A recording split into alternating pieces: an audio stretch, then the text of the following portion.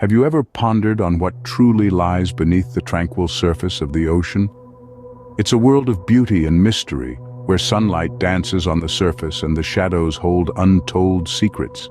But within these abyssal depths, a diver's paradise can turn into a nightmare in the blink of an eye. Consider the tale of Eric Nerhus, an Australian diver whose regular day at sea took a terrifying turn. Eric, an abalone fisherman, was no stranger to the ocean's caprices, but nothing could have prepared him for the encounter that awaited him that fateful day. In the ocean's quietude, a predator lurked, a great white shark, a creature of formidable strength and ruthless efficiency. Without warning, Eric was ensnared in the jaws of this 10-foot terror. The ocean's fury was unleashed upon him, turning his routine dive into a struggle for survival. Imagine the terror that gripped him, the pressure of the shark's jaws closing around him. Yet in this moment of sheer panic, Eric's survival instincts kicked in.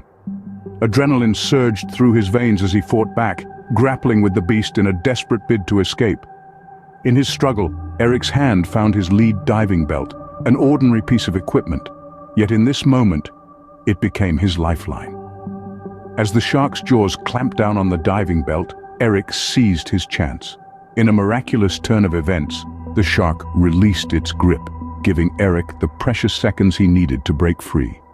Gasping for breath as he surfaced, Eric was a testament to the ocean's unpredictable nature. His tale of survival, a stark reminder of the fury that can be unleashed beneath the tranquil facade of the ocean. And so, as Eric surfaced, gasping for breath, the ocean's fury was etched into his memory forever. A memory of the day when he stared into the jaws of death and emerged victorious. A memory of the day when the vast, serene ocean revealed its true, terrifying nature. Meanwhile, on land, another nightmare was taking shape in the city of Nisak. In a terrifying twist of fate, the bustling metropolis found itself in the throes of a wildlife crisis. A leopard, majestic and elusive in its natural habitat, had been displaced by the relentless encroachment of urbanization. Lost and disoriented, the creature found itself wandering the concrete jungle, a stark contrast to the lush forests it once called home. The city's residents were caught off guard. Their daily routines were abruptly disrupted as the leopard roamed the streets, its primal instincts ill-equipped for the urban labyrinth.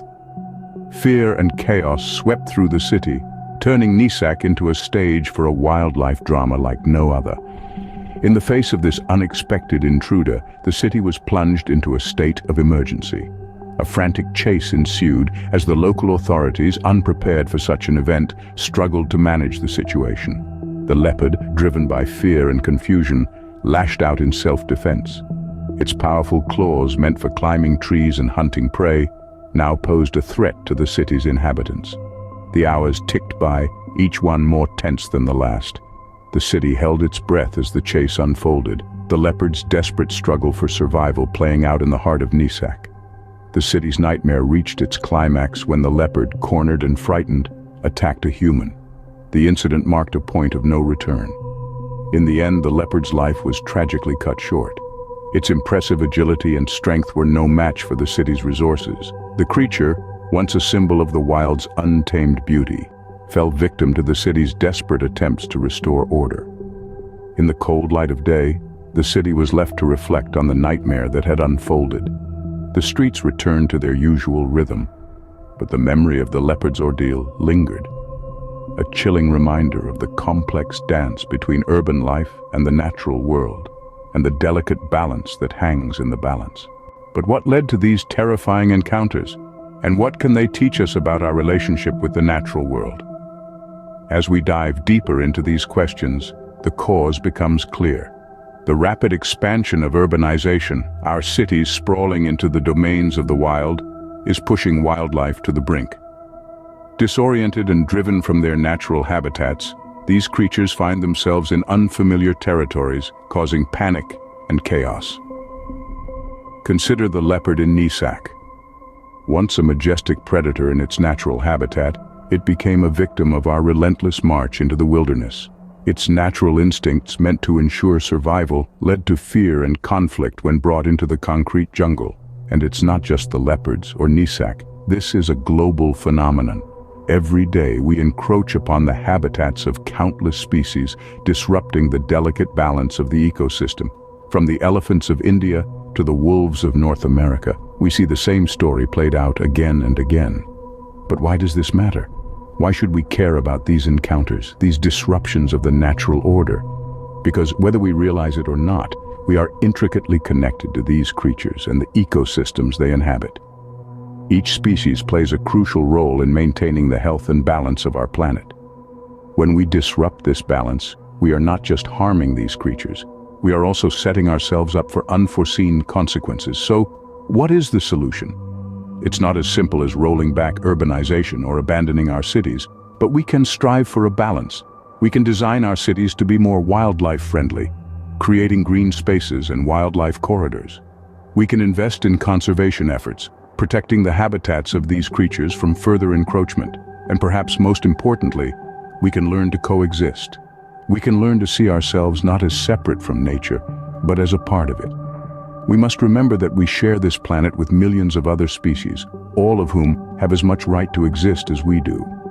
For in the grand scheme of life, are we not all simply trying to survive? So, what are the key takeaways from these chilling encounters? From the depths of the ocean to the heart of the city, we've seen firsthand the unpredictable nature of wildlife encounters.